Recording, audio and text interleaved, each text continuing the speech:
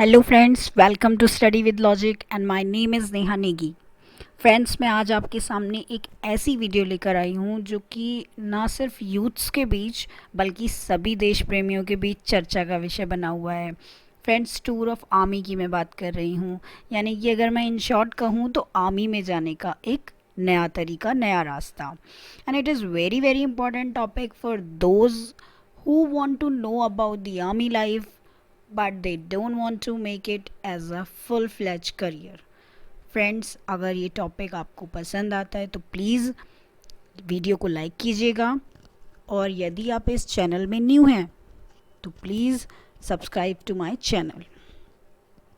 Friends, एक बात मैं आपको और क्लियर कर दूं कि इस कॉन्सेप्ट से रिलेटेड काफ़ी ऐसी वीडियो मैंने देखी हैं जिसमें बहुत कुछ फेक भी बताया गया है। यानी कि जितनी बातें कही नहीं गई हैं उससे ज़्यादा बातें उन्होंने बताई हैं। जैसे कि आवेदन आ चुके हैं, 15 जून से आप अप्लाई कर लीजिए, 15 जुलाई से आप अप्लाई कर लीजिए, तो ऐसी कोई भी बात नहीं आई है। और अगर ऐसी कोई भी बात आती है आगे तो मैं आपके लिए एक जेन्युइन और ट्रू वीडियो दोबारा से लेकर आऊँगी। तो फ्रेंड्स, सबसे पहले हम सुन लेते हैं कि जो हमारे आर्मी चीफ हैं मनोज मुकुंद नरवणे सर, उन्होंने असल में कहा क्या है और किस किस के बारे में बात हुई है। The tour of duty concept is an idea which we are toying with at the moment. Whenever we have gone out and interacted with the youth in schools, colleges, our company commanders, our COs go to give various talks. And many times this feeling had come from the environment that a large number of them were curious to know what life in the army is all about, but not necessarily wanting it as a full-fledged career. So this was the germination of this idea. This was how this idea came to us. तो friends, जैसा कि आपने सुना, ये concept और ये idea किस तरह से जर्मिनेट हुआ। काफ़ी सारे यूनिवर्सिटी में या फिर स्कूल कॉलेजेस में उनके कंपनी कमांडर्स या फिर ऑफिसर्स जाते हैं, तो कई बार यूथ्स के बीच में ये क्वेश्चन होता है या एनवायरनमेंट में क्वेश्चन होता है ज़रूर कि sir what is the army life. Army life को वो जानना चाहते हैं, बच्चे समझना चाहते हैं, देश प्रेम को समझना चाहते हैं, but they don't want to make it as a permanent career, we can say, और फुल करियर।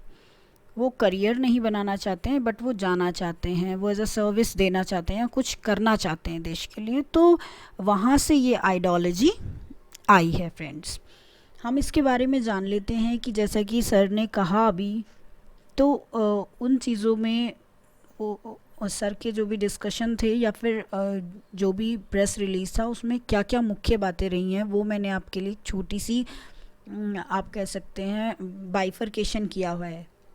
देखिए friends, according to Manoj Mukund Naravane there are two things which are in consideration.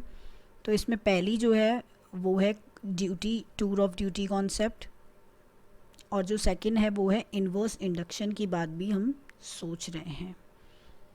तो फ्रेंड्स, इसमें है क्या कि जैसे टूर ऑफ ड्यूटी जो है एक पायलट प्रोजेक्ट है। पहली बात तो ये एक ट्रायल बेसिस पर है बोथ ऑफिसर्स एंड सोल्जर्स के लिए, ये वो सोच रहे हैं।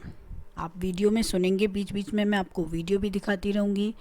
फ्रेंड्स, इसमें वैकेंसीज़ आर लिमिटेड, वैकेंसीज जो है लिमिटेड है, और उन्होंने जिस तरफ इशारा किया है उसके अकॉर्डिंग जो है 100 फर्स्ट टाइम जो ऑफिसर्स हैं उनके लिए, और 1000 जो है अप्रॉक्सीमेट जो है सोल्जर्स के लिए वैकेंसी यहाँ पे आने वाली है। Can we induct a few people, maybe 1,000 a year to start with, for a period of say 3 years, maybe a truncated training period of 6 to 9 months, and after that 2.5 years or so, 2 years or so, where he serves in the regular army. And if he's joining at around 18 years of age, so by 21, 22, he's free then to pursue whatever his chosen career will be. Youth can voluntary serve in army for 3 years, 3 years का जो है ये कार्यकाल रहेगा जिसमें youth जो है voluntarily सर्व कर सकता है। और ऐसा नहीं है कि वो सर्व करके आ गया, उसको एडिशनल पर्क्स वहाँ पे मिलते हैं, such as preference in PG courses after retiring, you can say. तो आफ्टर रिटायरमेंट भी आपको पीजी कोर्सेज में आपको प्रेफरेंस मिलेगा। एम्प्लॉयमेंट इन सिक्योरिटी फोर्सेस, जैसे आप सिक्योरिटी में लग जाते हैं, जो कि आपने देखा भी होगा कि जो आर्मी पर्सन्स रिटायर आते हैं तो उसके बाद वो सिक्योरिटी गार्ड्स में या फिर किसी ऐसी सर्विस में उनको प्रेफरेंस मिलता है तो लग जाते हैं। इसके अलावा एडमिनिस्ट्रेटिव जॉब्स में, चाहे आप किसी चीज़ की तैयारी कर रहे हैं तो सिविल सर्विसेज की, तो इसमें भी आपको क्या मिलेगा, छूट मिल सकती है गवर्नमेंट सेक्टर में। तो ये सारे जो है एडिशनल पर्क्स हैं जो कि आपको आफ्टर रिटायरमेंट मिल जाएंगे फ्रेंड्स। लेकिन मैं ये नहीं कहूँगी कि ये कम्प्लीटली एक जो कंप्लीट सर्व करता है हमारे आर्मी को, जैसे जिनकी फुल सर्विस है, तो उस तरह की तो ये आपको फैसिलिटी नहीं मिलेगी, but a kind of this you can से, कुछ बहुत तो मिलेगी पक्का ज़रूर। तो और ये भी यहाँ पे एक बात कही गई है कि in case of battle casualty, अगर बैटल कैजुअलिटी हो जाती है, मार्टर हो जाता है, कोई शहीद हो जाता है, तो उसको सेम बेनिफिट मिलते हैं। यानी कि कुल मिला के यहाँ पे मैं आपको लास्ट वर्ड बताऊँ, मैंने लिखा है एक्स सर्विसमैन स्टेटस। यहाँ पे आपको एक्स सर्विसमैन स्टेटस पूरा मिल जाएगा, यानी कि फैमिली पेंशन होगी, ग्रेचुइटी होगी, ECHS यानी कि हेल्थ कार्ड से रिलेटेड जितनी भी जो भी फैसिलिटी है वो सब कुछ एक एक्स सर्विसमैन स्टेटस की तरह मिल जाएगा बैटल कैजुअलिटी में। तो फ्रेंड्स, इससे अच्छा क्या हो सकता है कि आपको जो है कंप्लीट सिक्योरिटी मिल रही है और आप एक देश के लिए कुछ करके जा रहे हैं, तो इससे अच्छा तो मुझे नहीं लगता कि कुछ हो सकता है। Why is the need of tour of army, मैंने ये क्वेश्चन बनाया है। तो इस क्वेश्चन के कई सारे पहलू हो सकते हैं, जैसे 30% of army budget we are spending in only pension. Friends, आप ये समझ लीजिए कि जब एक सोल्जर तैयार होता है तो उसमें कम से कम पूरी सर्विस के दौरान 11 करोड़ तक जो है खर्चा आता है एक सोल्जर का, स्टार्टिंग से लेकर एंड तक। और अब आप उन्हें देखिए जो 3 इयर्स की सर्विस करके जाएंगे। अभी मैं ऑफिसर्स की तो बात ही नहीं कर रही हूँ, एक सोल्जर की बात कर रही हूँ, एक नॉर्मल सिपाही की बात कर रही हूँ जिसको 11 करोड़ का उसका पूरा, उसकी ट्रेनिंग से लेकर, उसके खाने पीने से लेकर, उसको रिटायरमेंट तक जो भी मिलता है। लेकिन 3 इयर्स में ये आपको लगभग, यानी कि गवर्नमेंट को लगभग 1 करोड़ के आसपास खर्चा आएगा। आप सोच लीजिए कि 30% में भी कितना ज़्यादा बच जाएगा। और मैं ये भी नहीं कह रही हूँ बिल्कुल भी कि अब 100% जो है इसी तरीके से भर्ती होगी। ये सिर्फ 30 to 40% आप कह सकते हैं कि इस तरीके की भर्ती होगी टूर ऑफ आर्मी से। बाकी 60 to 70% अभी भी परमानेंट सिलेक्शन होगा, क्योंकि एक्सपीरियंस की जगह तो कोई ले नहीं सकता वैसे। फ्रेंड्स, और एक चीज़ मैं और बता दूं कि यहाँ पर जो उम्र है वो बताई गई है कि 17 से 21 ईयर्स तक की सर्विस जो है एक सोल्जर दे सकता है। इसके अलावा ऑफिसर्स का 25 से 34 साल का आप मान सकते हैं। These serving can be pushed into modernisation of army. Sorry, ये जो सेविंग्स हैं, ये सेविंग्स जो है मॉडर्नाइजेशन में काम आ सकती है आर्मी की।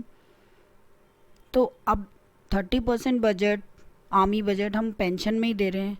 अब देखिए कितना ज़्यादा हमारा अंतर आ गया है, 10 करोड़ बच गया है, वो भी एक सोल्जर से। तो आप देखिए इन सब का काम हम कहाँ यूज़ कर सकते हैं, ये सारा पैसा मॉडर्नाइजेशन में, आर्मी के इक्विपमेंट्स में। ठीक है, तो आप चाइना की आर्मी को देख सकते हैं जो कि हमसे काफ़ी आगे चल रही है इस समय।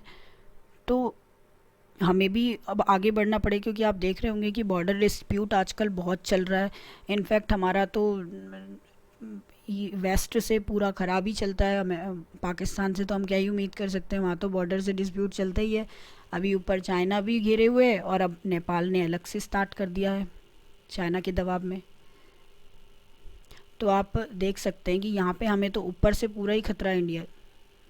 तो हमारी आर्मी तो एकदम परफेक्ट होनी चाहिए। अच्छा, fill up officers vacancies and reduce burgeoning defence pensions. ये जो बर्जियोनिंग मतलब उभरती हुई जो डिफेंस पेंशन्स की जो हमारे पास एक नई समस्या आप कह सकते हैं गवर्नमेंट को आ रही है, तो ये भी रिड्यूस हो जाएगी, कम हो जाएगी, और ऑफिसर्स वैकेंसी भी फुलफ़िल हो जाएंगी।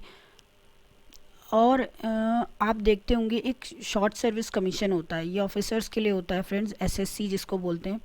इसके थ्रू जो है एक ऑफिसर 14 इयर्स का इसका टेन्योर होता है, तो वो जाता है वहाँ सर्व करता है 14 इयर्स के लिए, तो उसको कोई पेंशन नहीं होती।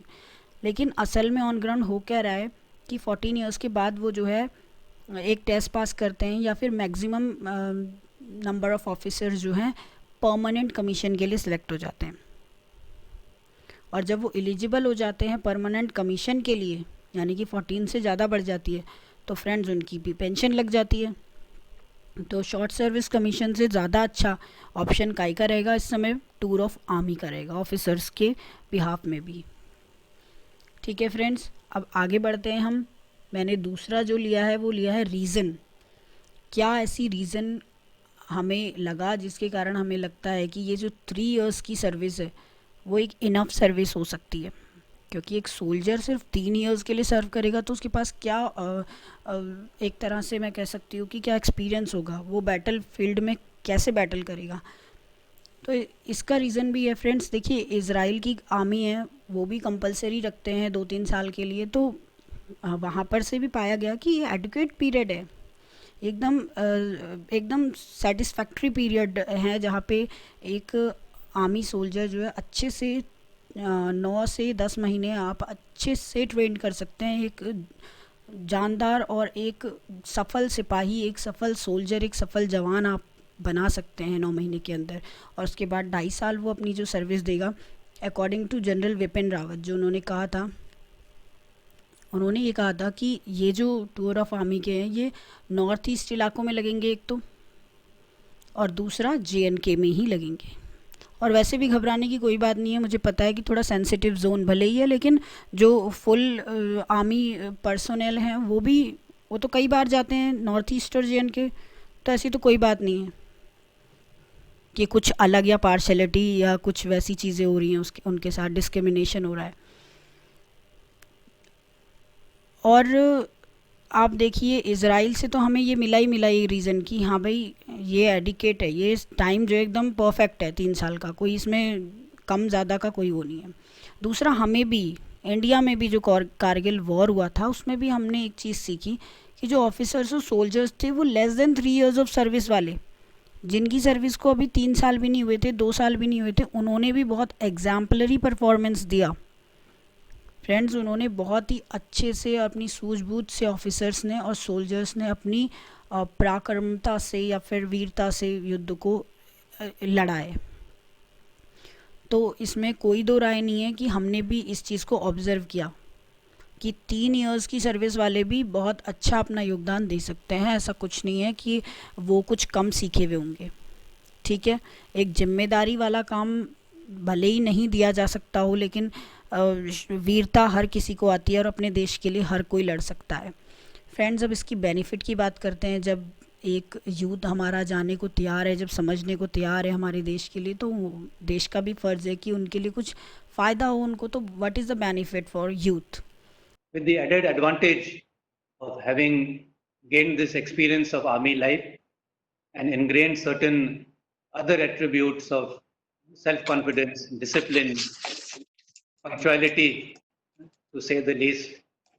So some kind of these things which would imbibe, and thereby it would be a benefit to everybody, society at large also. And I'm sure that even in CV Street, people who are looking to recruit new people would rather take somebody who has served 2 years in the army than a fresher. Even for MBA, work experience is a prerequisite. पहला तो ये है कि to attract more youths to join army and let them experience military life for 3 years. 3 साल की एक तो military life को एक्सपीरियंस करने का, दूसरी चीज़ की अट्रैक्ट करने के लिए कि आप जो आर्मी ज्वाइन करें, हम आपको एम्प्लॉयमेंट देंगे, हम आपको पैसा देंगे, हम आपको कोटा दे रहे हैं, प्रेफरेंस दे रहे हैं काइंड ऑफ। तो ये तो बहुत ही अच्छी बात है। तो बेनिफिट क्या है, आपको एम्प्लॉयमेंट मिल रहा है एक तो अच्छा खासा, 3 साल आपकी जॉब लग गई, आप अच्छे खासे पैसे कमा रहे हैं, बिल्कुल वही सैलरी मिलने वाली है जो सैलरी नॉर्मली होती है। और एमबीए रिक्वायरमेंट्स देखो, बहुत सारे कॉलेजेस ऐसे होते हैं जो एमबीए डिग्री तब देते हैं जो बहुत सारे रिक्वायरमेंट्स तो रखते ही हैं, उसके अलावा क्या होता है कि वो कहते हैं कि मिनिमम आपके पास 2 इयर्स का एक्सपीरियंस तो होना ही चाहिए कहीं पब्लिक या प्राइवेट सेक्टर में। सर्विस आपकी 2 इयर्स की होनी चाहिए, तब आप एक परफेक्ट एमबीए स्टूडेंट माने जाएंगे। तो अच्छा खासा प्रेफरेंस भी आपको मिल रहा है। देखिए अच्छा खासा आप 3 इयर्स की सर्विस दे के आएंगे तो आपको एमबीए की डिग्री कौन कौन नहीं देगा जो यूथ करना चाहते हैं आगे, क्योंकि आपको पता है कि 3 साल के बाद तो आपको कहीं और जाना ही है। कोई पीजी कोर्स आप करना चाहते हैं तो वहाँ पे आपको बेनिफिट मिल रहा है, आपको प्रेफरेंस मिलेगा, चाहे एज निकल जाए चाहे मार्क्स कम है तो भी आपको प्रेफरेंस मिलेगा। गुड रिन्यूमरेशन है, अच्छा खासा आपको पैसा मिलने वाला है। ऐसा नहीं है कि आप जब रिटायरमेंट के बाद जाएंगे, जैसे after retirement you will be able to get hefty amount, अच्छा खासा अमाउंट आपको मिलता है।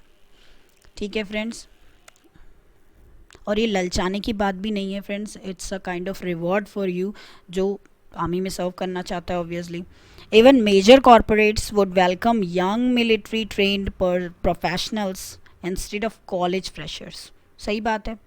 अच्छा, मेजर कॉरपोरेट्स हैं, आप कंपनियां हैं, कोई आपको लेना चाहती है तो किसको पहले प्रेफर करेगी, कॉलेज फ्रेशर को करेगी या एक मिलिट्री में ट्रेंड प्रोफेशनल को करेगी, एक मिलिट्री में ट्रेंड पर्सनल को करेगी, सोल्जर को करेगी? ऑब्वियसली सोल्जर को ही करेगी।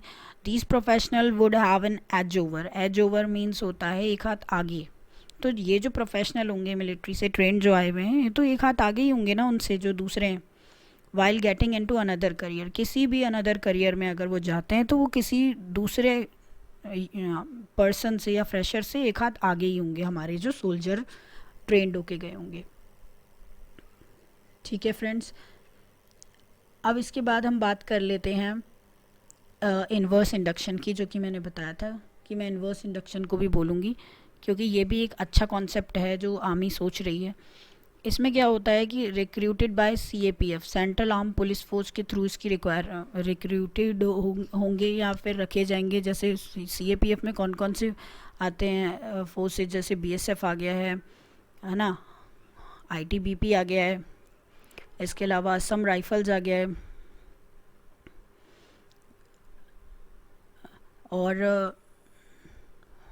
और क्या है, सीआरपीएफ हो सकता है, सीआईएसएफ हो सकता है।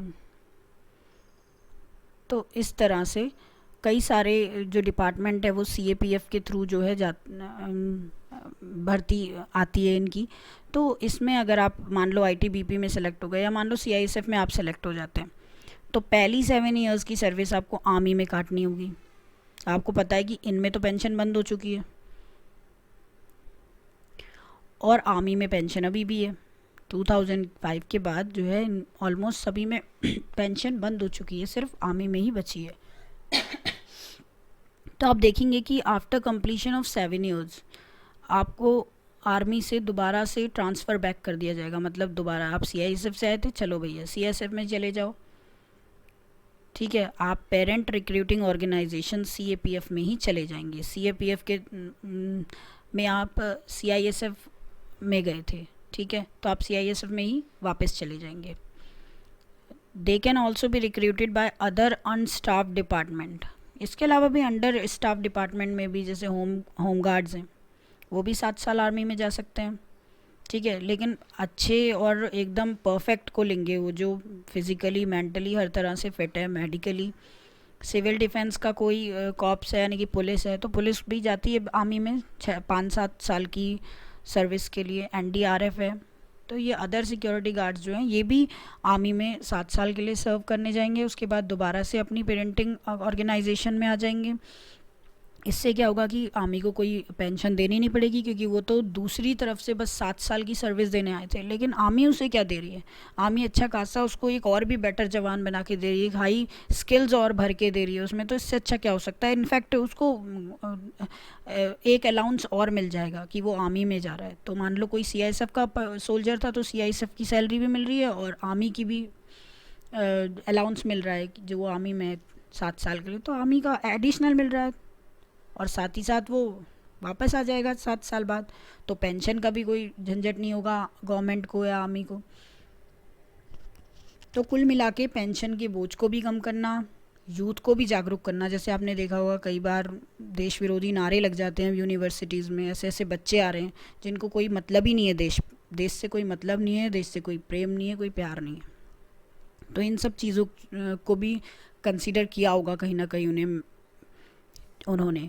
तो फ्रेंड्स, इससे ज़्यादा जानकारी और कुछ भी नहीं दी गई है। मैंने आपको वीडियो में बीच बीच में वीडियोस भी दिखाई है, इसके अलावा कुछ भी नया नहीं आया। और ऐसा भी नहीं है कि ये खबर झूठी है, और ऐसा भी नहीं है कि इसकी आवेदन नहीं आएंगे या बहुत टाइम बाद चलेगा या कोरोना के बाद, ऐसा कुछ मुझे नहीं लगता है, क्योंकि इतना डिस्प्यूट चल रहा है। और आर्मी की तो हमें, आर्मी एक एसेंशियल सर्विस है, उसकी भर्ती होनी तो बिल्कुल बनती है। तो आप ये मत सोचिए कि ये कॉन्सेप्ट अब आया है तो उसके बाद कोरोना के बाद वो सोचेंगे ऐसा वैसा। ये तो बहुत ही इम्पोर्टेंट और अपॉर्चुनिटी आप मान सकते हैं। जो करियर भी इसको नहीं बनाना चाहते हैं और लड़ना भी चाहते हैं, देखना भी चाहते हैं, अपने देश के लिए कुछ करना भी चाहते हैं। तो फ्रेंड्स, लेटेस्ट वीडियो के लिए मेरे साथ बनी रहिएगा। जय हिंद, जय भारत।